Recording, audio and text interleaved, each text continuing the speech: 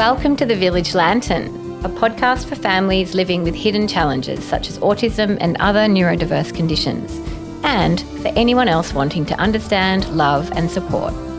Our mission is to build understanding, empathy and love for families living with one or more children who have hidden conditions that make life harder one way or another. We call this extrazing.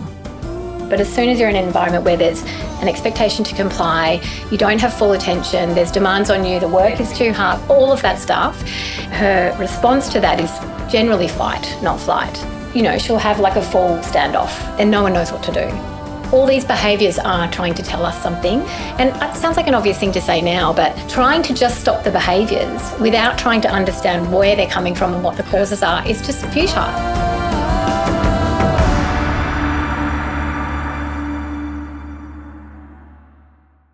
In the spirit of reconciliation, Takes a Village acknowledges the traditional custodians of country here on the lands of the Boon Wurrung and Wurundjeri Woi Wurrung peoples of the Eastern Kulin Nation, as well as throughout Australia, and their connections to land, sea and community. We pay our respects to their elders, past and present, and extend that respect to all Aboriginal and Torres Strait Islander peoples today.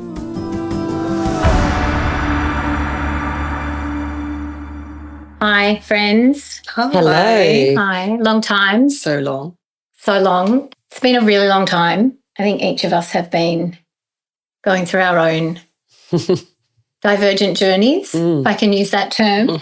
We feel pretty passionate about talking about school again, don't we? Yeah, definitely. We have spoken about it once, of course, knowing that there was a whole lot more to say. And Belle, you made a nice suggestion that you might play a little bit of an interview role with me and Shah. Because I love that. I think that's a really nice idea. I think you've had a lot going on and I think it's important that we actually hear your story rather than you sort of just putting little bits in between our stories. Yeah, thank you, because this is not just my story. I think that's why this is important to do. Yeah. And your story, though you've had a fairly good resolution place now, but and you've been here in a version. So this is absolutely not my story, but it is my life right now. Yeah. And it feels really blurry in terms of what the answer is still. So tell us, when we last talked about education, I remember you were in quite a good place. You got your middle child into a school for high school and you were feeling like maybe this is a new chapter, but a lot has changed. A lot has changed in education since then for your family. Yeah. Yes. And the lead up to that was also really hard. So my middle child was at a primary school, which in fact where your eldest is now. And I'm sure this happens all the time, but looking back, I'm not sure that it was actually that good for her.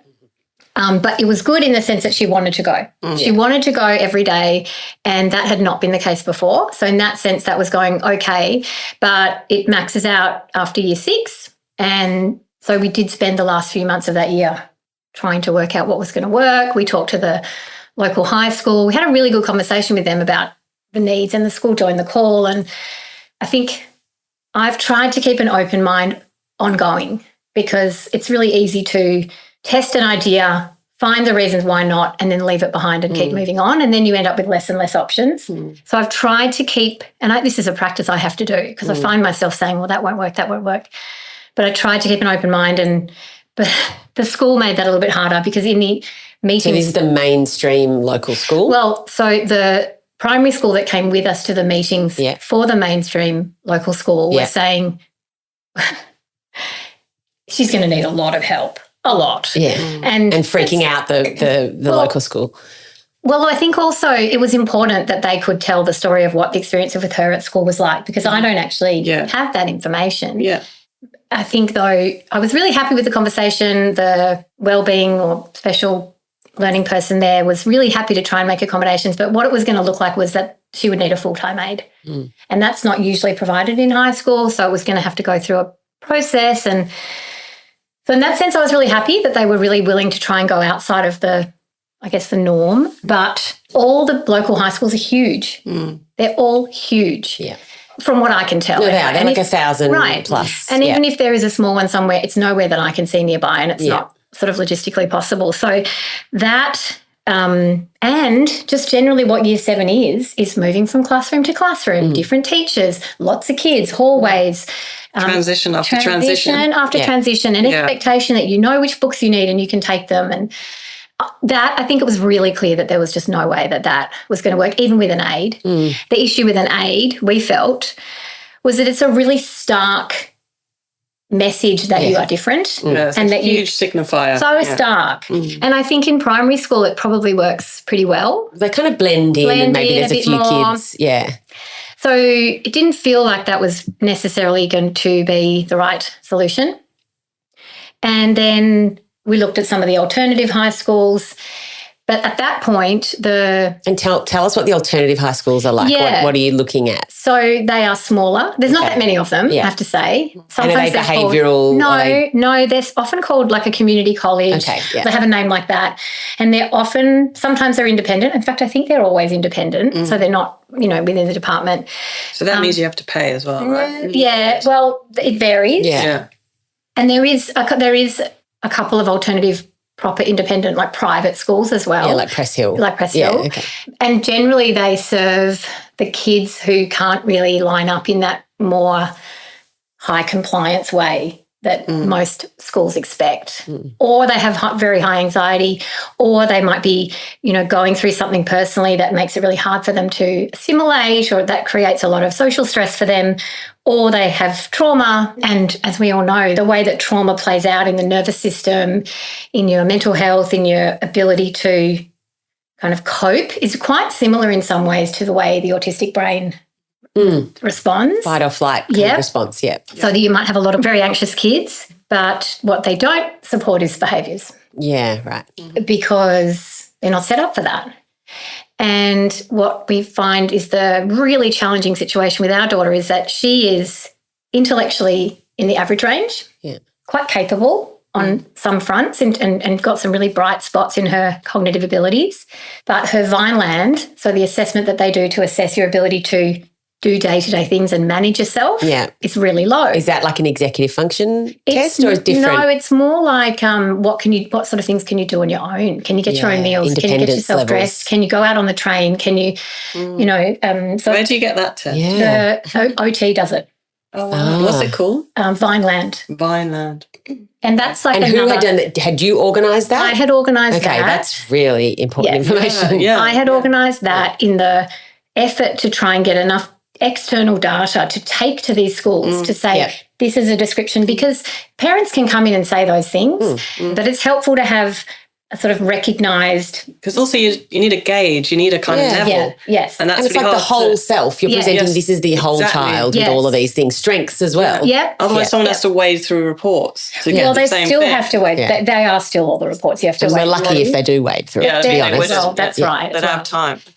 And so in the lead up to the end of primary school, I was gathering all of that. And we already had a cognitive assessment, which I really recommend is a really good thing to also have. And that helps, the parents or the teachers and the school to understand how they process information and if they have particular needs, how they can be supported. Yeah, I've got that for two really of mine. Good. Yes, It's tricky. Amazing. We had one for my son, but he's so scared and anxious about tests or demands or tasks that he could only complete half of it. Yeah. So you don't get a proper, and actually, I mean, maybe now he'd be better placed to do it, but I think it's really tricky because the way it's designed, and even all the people, like the educational psychologists who did it with him said, it's actually a really bad design of the system because these kids can't do this kind of stuff. It was like he was literally avoiding every question. Yeah. It's not designed. It's designed by psychologists, not with autistic people in mind. And actually, it's like to get a result. They need to think outside the box when they come up with these things. And ADHD as well, because you have to concentrate. Yeah. And it was the same with when we had our test done. So you can do it every 2 years for it to be official. And so ours is 2 years old. But even in then, when we got the results, and we were a little bit shocked, to be honest, that it came out lower than we probably thought. But that was really insightful, because what we discovered was when you break it down, so they give you a final number, which doesn't really tell you anything, but it's made up of about 5 numbers. And they're things like visual spatial processing, short-term memory, reading comprehension, things like that. And her visual spatial was so low that it kind of dragged everything else down. And the others, and her verbal is really high. So what we discovered is that she is actually, it's a bit misleading when you meet her.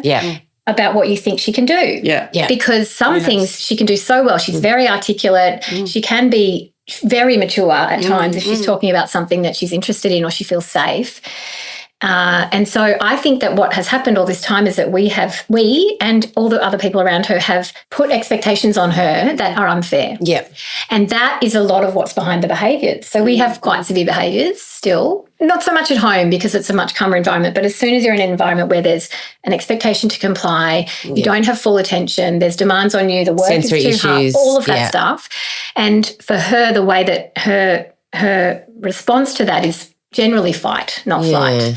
And I don't mean physically punching up, although that was the case when she was younger, but more verbal and then also just resistance. And like, you know, she'll have like a full standoff and no one knows what to do. Or she'll really kind of crack it and start attacking other people verbally or teachers or whatever. And, you know, I'm learning so much that all these behaviours are trying to tell us something or there's something behind them. And it sounds like an obvious thing to say now, but the way that it plays out, even when you're experiencing it, is bad behaviour, you know, aggressive, all the negative things. But trying to just stop the behaviours without trying to understand where they're coming from and what the causes are is just futile. It's like this cry for help. What are you saying? What are you needing help with? Exactly. But so all of those reporting is quite helpful when you kind of look at it all together. But do you know that's really common? I don't want to sidetrack. That was the same with my eldest as well, where you're like so excelling in all these other areas and there's one area or many. And that's where the real meltdowns and confusion lies in an academic sense because it's like, well, you're excelling at this. Why can't you do this other thing? It's like I have a deficiency. My brain does not. I can't actually do that. So that's all really helpful. But I think, unfortunately, what it's done is given me visibility of how complex her needs are and how niche they are, if that's the right word, because the Vineland, for example, that really low sort of ability to self-manage, and apologies if other people understand it more deeply than me, but that's how I guess that's what I'm using it for. Usually shows up in kids with more severe disabilities or an intellectual disability. And so the schools that cater to that are the special schools. And there's two kinds of special schools I've learned. One is like it's probably a few, but they specialise. And the ones that I've been looking at are for mild intellectual disability, which I had not considered her to be in that category before. But because of her low Vineland, that's where you can get that sort of additional support where they help you more and they help you build up those skills. And realistic goals. But that's confronting. The range, she doesn't actually qualify for the IQ range for those IQ schools. Of below between 50 and 70. It's frustrating. And so that's an example of something I just put off as not an option. And then over the last couple of months, I've been starting again, calling them and talking to them. And when I describe how she is, and also that she's desperately seeking to connect, desperately wants a cohort of people, especially girls, desperately. And when I say this is how they say, oh, look, you know, you can get around the IQ eligibility requirements, but because she's so high verbally, one of the women I spoke to said a lot of our students are quite low verbally. So she's going to struggle to build relationships with them because that's a real sort of mismatch. So it may be that there are some mild intellectual disability schools that have a cohort of kids that maybe are higher in that. You never, I don't know. But and do you personally think she would struggle with to build a connection with someone who's got low verbal skills? I think that it would be frustrating. Okay, it would be, because so there wouldn't be other ways that she might connect that are not just verbal. So she has a very strong drive to be helpful and to help other people, especially if they struggle. So in that sense, she's very nurturing. Very nurturing. So in that sense, but I think if there wasn't also the ability to build what she considered to be more of an equal sort of friendship, and she's so, on top of all of that, she's a teenager now, and she aspires to what mainstream teenage girls kind of are doing. Now, whether or not that's just, well, that's what they do, so that's what I should do, I sort of don't know, but it kind of doesn't matter because it's still what she sort of is driven for. And she wants to, we agree, we've had conversations with her that having autistic friends is probably better for her and for them because, you know, you can understand each other better, but she needs the autistic kids like her that are, you know. How does she say, has she expressed a preference of friendship type? I mean, like, has she said, like, you know, who... I was about to say she'll take anything, but it's actually not true. No. I know, like on one level, and good I say on her. that She shouldn't have to take anything. No, and I say that because of this deep drive for friendship. And what happens is, at the moment, most of this is connecting with people online because she's not going to school. Yeah. And so she finds other girls online, they chat, sometimes they have phone calls. I hear most of it. Most of it's okay. There have been some really, really undesirable things, but generally it's okay. Are they autistic people that she's Sometimes, connecting with online? Sometimes. And are they people who are not got school refusal or homeschooling? Well, you can call people in London. You can call people in the US. Yeah. So it on doesn't what matter. Platform? Like, well, Snap. Right. And TikTok. Yeah. Yeah. Look, there is a whole conversation around, I know that is not safe for her, but what started to trigger her really falling apart was when we started to take those things away. Yeah. And I can see that because her deep driver is for connection, which is one of the most, you know, strong human drive. Yeah. She becomes completely distraught and she becomes like a wild animal with fear and terror when she has no connection. Yeah. So it's really, really vexed. But she is drawn to the kind of pretty sort of girls, I think. But that's quite normal, I think, for 13-year-olds. We live in that society. Aspirational, you know. So everyone wants the cool kids, which it's a weird thing, but it's like forever and an eternity. Whatever. It's a teenage thing. And even I will say in her last school there were a couple of girls and she would sort of try a little bit, but then she'd be like, they're weird or I don't have anything in common, which that's fine. Like that's normal. Like you can't it's like seeing another Australian in London and being like, well, you're not going to just be friends because you've got something in common. Yeah. So I think that's really hard. I do think that like one friend would be enough. It's interesting, isn't it? Because we talk about school, we talk about education, we talk about teachers, we talk about teaching style, we talk about accommodation, scaffolding, and then very rarely do we talk about the social side of school and how like important it is for kids. And like I think I read a study today that said that if you like deny children play, like it really affects their mental health and their development, and it's all, you know, play and learning is so connected, but you know, it's like putting a mouse in a box with nothing in it. It would probably just like a history book in the corner. Just give up. You know, it's like yeah, that's right. But you know, I think we found that with our eldest. He's you know, he's at a school that does all the right things for him, but he's not connecting with the kids. So you're like, what do we do about that? I know, because you can't have it all necessarily. And you're like, is it more important that he is allowed to do his stimming or, you know, between every lesson and everything? Or is it more important that he connects with someone deeply and, you know, wants to see them at the weekend and wants to call them and like wants to, it's so hard. Yeah, I don't think you can distinguish which one's more important. I think you'll take what you can get. Yeah. But it's funny, isn't it? Because I wonder when you go and see a school for your child, if you see children similar to your child, you kind of know then that perhaps that school is more for them. Well, there's more chance that connection. Because I remember when you, Anna, you were saying, come and visit the school that your child was at. This is when we first arrived. We were desperate for schools. And you're like, you will find it quite confronting when you walk in because it's not like a mainstream school where all the kids are compliant and standing and it's quiet and everyone's following instructions. You know, they'll all be... I've never seen a school like that. But you know what I mean. What this is like. You know, when you get there, I think there was a child trying to dig their way out. There was someone pacing outside the school trying to get the courage to go in. Almost every child had a hood up with a zip pull, you know. You could only see their nose. And there's often one kid in the corner saying, get me out of here, get me out of it. You know, which is intense for your kids. So intense. You walk in and you're like going to your child, this is the place for you. And they're like, what are you talking about? What are you saying? I'm not like these children. I mean, we've had a lot of that with our son where he is like, these are not my people. He's like, and that's actually making him really struggle with his autistic identity. He's like, what was it? He said, I don't identify as autistic anymore. And I was like, what do you mean? He's like, because I don't see myself in these people. Yeah. And like, they're all having meltdowns. There's a lot of kids who are, he can't understand why someone's so into trains.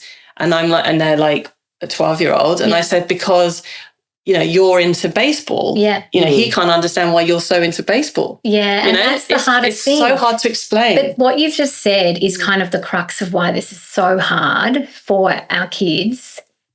And I hesitate to speak on behalf of autistic people, of course, but as a parent, I feel like my observation is that the inability to understand where someone else is coming from, even when it's something really similar to your experience, that is why it's so hard. Yeah. Yes, that's why it's so hard. Putting yourself in their shoes. Yeah. That's the crux of being autistic. Yeah. It's really hard. And then I think knowing that then, and I think we've talked about this as well, or maybe it was in a group with our therapists. I said, what we need to work out is what does my child think is friendship? Yes. What is their version of connection? Yeah. Because we look at it with what we understand it to be and we see that failing. But actually and I say that as if it's an easy thing. And I think in time, as the kids grow up and are able to articulate, then that is a really helpful thing. But what is their version? And I can say with my daughter. Have you asked? Yeah, she doesn't know. Oh, she doesn't know. She doesn't know. And that's the other thing. Like, she doesn't know what friendship is. So she looks around to see what it looks like. They're hanging out with each other. They're nice to each other. They go places together. That's what I want. Yeah. So, and I understand that because that Could is she describe a feeling? Absolutely not. No. So it's not like when you feel good with somebody, like what happens in your body? Do you feel no? Yeah, okay. no. Yeah. That's another issue with being autistic, isn't it? About being able to identify your feelings and even not recognize them. So when you describe it like that, therapy. it makes so much sense why this is also hard. Yeah. And I don't have any expectation that any environment is going to meet all her needs. I just don't. But it is still that question of what is more important. So we're now at a point, we're having been through all this, and the story with the high school was one term, and it was a school, it was an independent school, small, similar to the primary school, and they positioned themselves as being catering to children with social and emotional, I don't know if they call it challenges, social and emotional needs, extra needs. Yeah. And what it turned out was that, so it's high school. So the youngest kids are year 7. The cohort joining her in year 7 were all boys. Yeah. Yeah, that's hard. Yeah. Just like the previous school. Yeah. And we had said coming in, look, her biggest motivator is to connect with some girls. She hasn't had any for the last few years. It's really important to her. Such a small school. And they said, well, we probably won't put her in the year 7 classroom with all the dysregulated boys that she's just had 3 years of. Yeah. We'll put her in a class with year 8 and year 9 girls. Oh, my gosh. And no, year 9 girls. No one wants to be in a class with year 9 girls, not even year 9 girls. And I think, even when I went in and dropped her off and I saw the kids, they're so much more grown up. Oh, yeah. So my daughter is inherently immature because of her developmental delay. She has had 3 years at a school full of boys. So she's had no time to try and build any social skills that work with girls. Yeah. And then she had 2 years in COVID. Yeah. So any ability that she had to build any of those social skills is like 5 years behind, if not more. Yeah.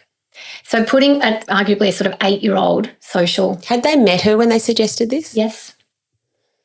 And then it's sort of, for a while, it turned out that they were kind of treating her like a little sister, which was fine. She was happy enough with that. But it didn't work because she was so excited to find some girls, she became obsessive, following them around. And then she doesn't have boundaries. And then they're all on the chat at night.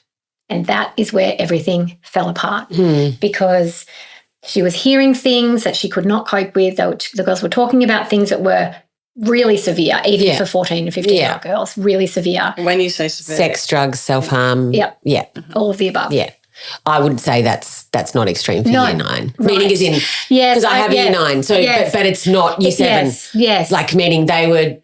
But imagine an 8-year-old, arguably. Oh, exactly. No, that is absolutely the wrong. So we had a massive mental health breakdown. It was massive. It was, it's a bit gory. I don't really want to go into it, but unless people want to hear about it, we can talk about it another time. But I just decided we have to get her out of there. Yeah. That is not an environment that's safe, and she is just not able to cope. Plus, academically, she was super behind anyway. And there was an instance where one of the teachers said something like, well, you're in year 7, you should know your Roman numerals. What?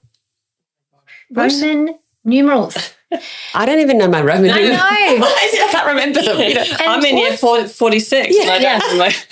And it was, look, the teachers were quite older, generationally. So it is traditional learning. There's no sort of exceptions made for different. But also just to say that. Yeah. Like, in front of the other kids. Yeah, not cool. And that was one instance actually where my child could come home and say that had happened, because we rarely get that kind of information. And that was huge. Yeah. And the other one that one of the teachers said was, oh, you're just trying too hard.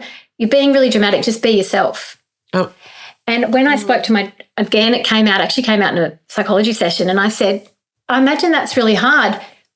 She said, I don't know what that means. Yeah, what does it mean? What 13-year-old knows who they are, let alone an autistic child? So to me, it was really evident that the teachers did not have enough understanding of how my child needed to be managed. Yeah. And I don't think that's unique to her. I think that's pretty fair from an autistic perspective. And I read a thing from an autistic adult saying the worst thing you can say to an autistic child is try your best, because that means the best is they either try incredibly hard and like your best is like giving it your all. Yeah, all the time. All the time. Yes. It's like, because it's kind of a literal thing. Yes. Yes, so literal, actually to say try your best, like I used to say that to my son all the time, just try your best. You know, if it doesn't work, it doesn't work. If you're not happy, it doesn't change it. But in their head, they hear try your best. But also, you can be Australian and go give it a crack. Yeah. Give it a crack. He'd be like, what's a crack? Crack of what? He'd be very logical. I know. But it's like, just give it a go. Give it a go. But it's too literal. I agree. It's like, give it a go. Am I going? Where am I going? Yeah. The other problem with that try your best is because a lot of the time they're failing. Yes. Their best is not good enough. And that's like saying, exactly. Right? It's like, what's wrong with what I'm doing? I gave it my best and I still failed. And I failed. So what I don't understand, all the things that you're saying here is this must be happening all the time. I know your child is unique, as you say, complex needs. All are. But they all are. And so if you've got someone like, my child goes to a mainstream school and that has worked out, right? Yeah. But if you've got someone that doesn't fit into mainstream, where do they go? Well, this is because they don't have a low IQ. No. So it must be absolute crunch point for so many families. So many. This is where I'm in this every day, all the time, really thinking about this. And I think, where do they go? Some of them stay at home and they homeschool. Yeah. And for some kids, that's okay. It's probably not ideal, but it's okay. And then they connect online with other kids. And they meet do activities. But extracurricular meaning is in like that, whatever that looks like. But mind you, extracurricular is all offered after school hours. So if you want to try and go to something during school hours, there is no opportunity. There is nothing that you can do.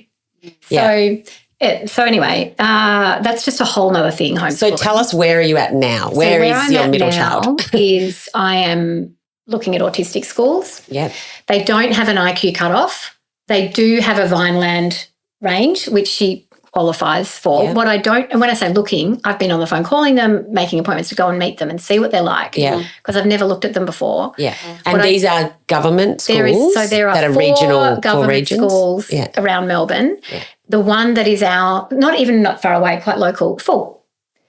What the woman said to me is, we start at prep, and most of the kids just go all the way through. Yeah, carry through. So it's full. How big is it? How many kids? It's big. I think it's pretty big.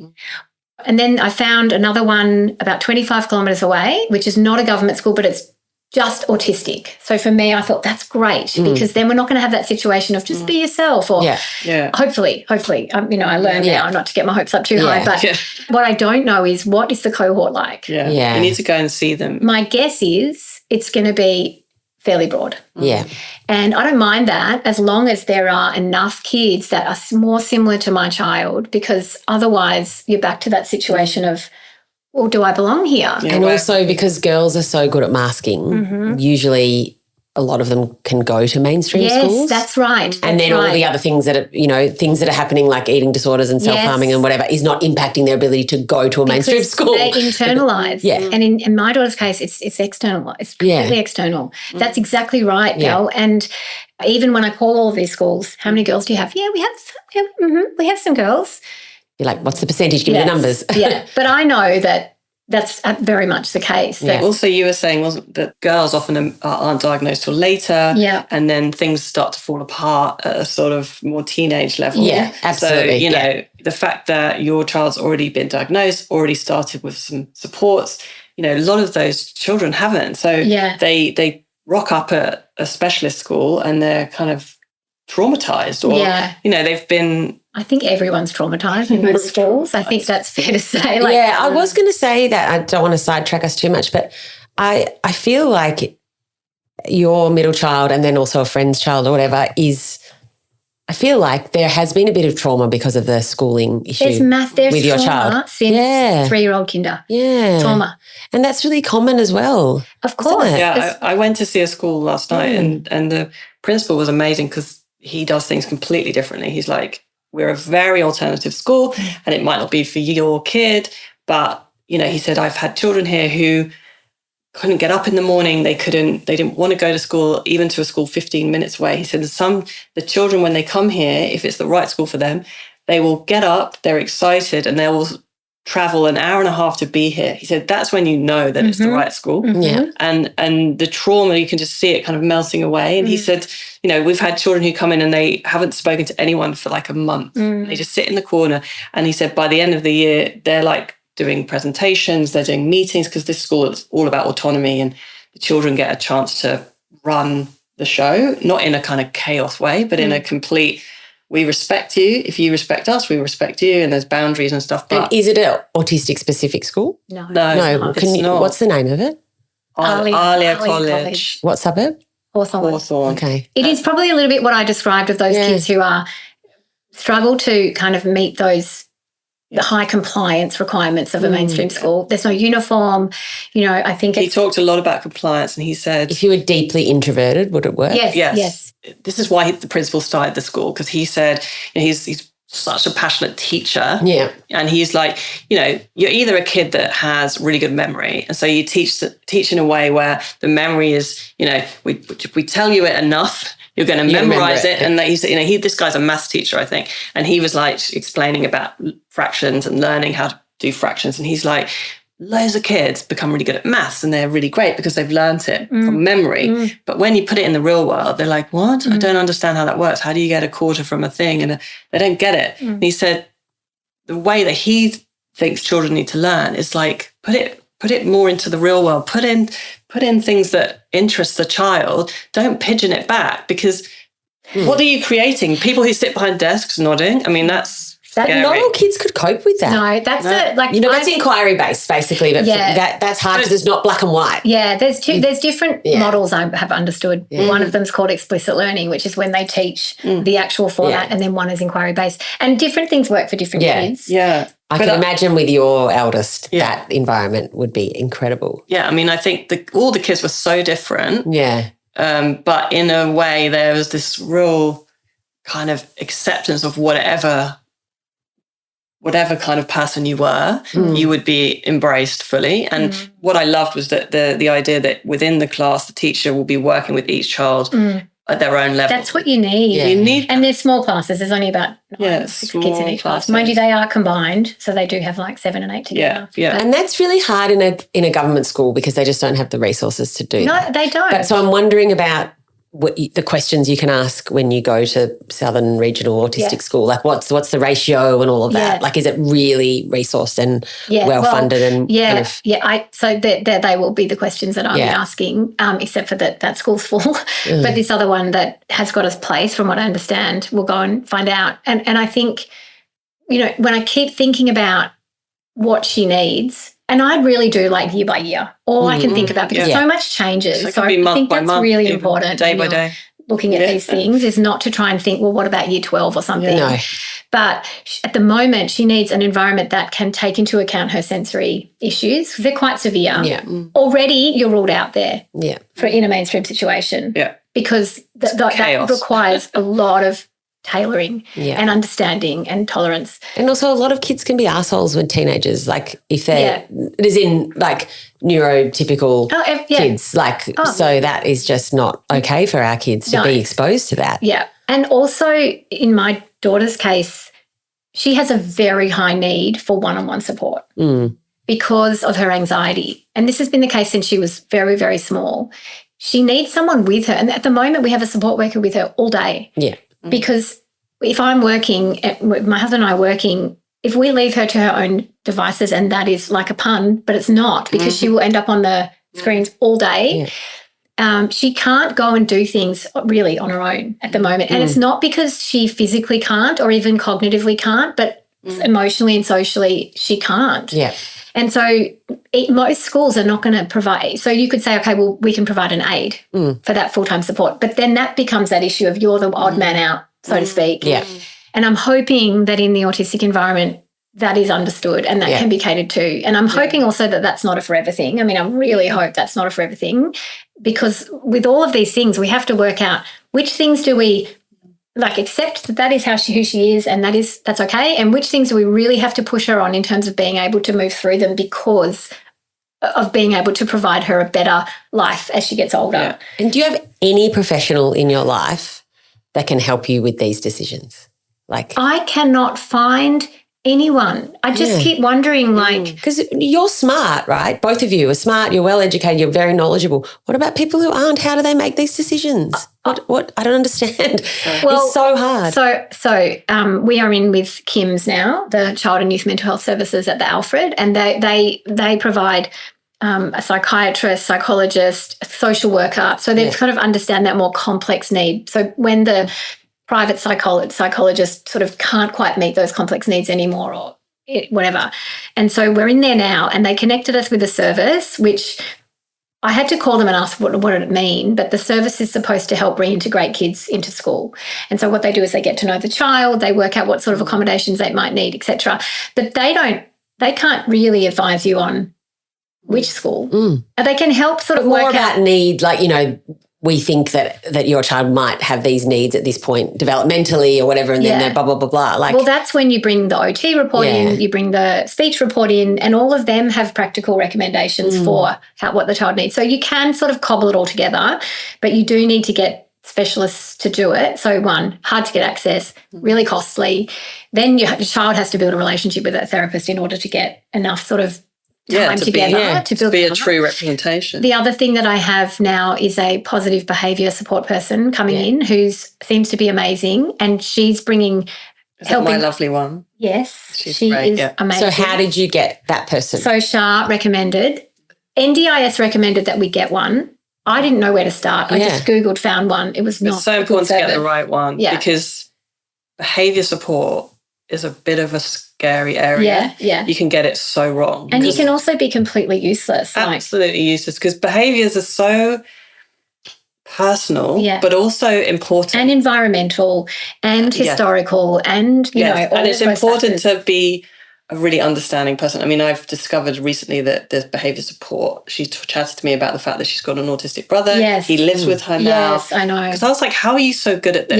Yeah. Why do you get my child so well? She's really smart. Super smart. And what are her qualifications? So or what? it's psychology. It's psychology, OT kind of hybrid role. Practical. And it is informed. There is this whole science around behaviour and positive behaviour. It's almost like this is really interesting. People won't know that they can access this. I didn't know. Through NDIS, it's interesting. It's hard to get through NDIS, but when you get it, it has to be, you can't self-manage a behaviour support plan funding. You're not allowed to because it's quite specialist, as in they don't want you to just say, oh, that's a behaviour person. And they're going to do behaviours, because it's a really serious thing, because, you know, there's a lot of actually autistic adults who are really anti-behaviour support in the sense of, you know, ABA and the fact that you're trying to change children or trying to change autistic people to be different or to be neurotypical. Yeah. And that's not what we're doing. It's all about supporting behaviours and so if there's a behaviour that's really negatively impacting the child or the family or the environment, as in they're, you know, smashing up the house or something, you have to work out why that behaviour is happening, and you have to support it enough that it goes somewhere else. Yeah. You can't get rid of it. It's not fair to say, well, you just got to stop. Or it doesn't work either. No, it's not crazy. Yeah. But I think it's not about changing the child into somebody else. It's taking those behaviours and helping them shift to a more positive experience of that behaviour. What we have hit on, I think, is that the fact that school is so hard, all of these things are behind that. Understanding what all of these things are is behind that. The extent to which you can find a school that can kind of catch up to that, who knows? But let's wrap up and let's restart this conversation. What do you say? Yeah. Sounds great idea. Biggie. Bye. Bye. Bye.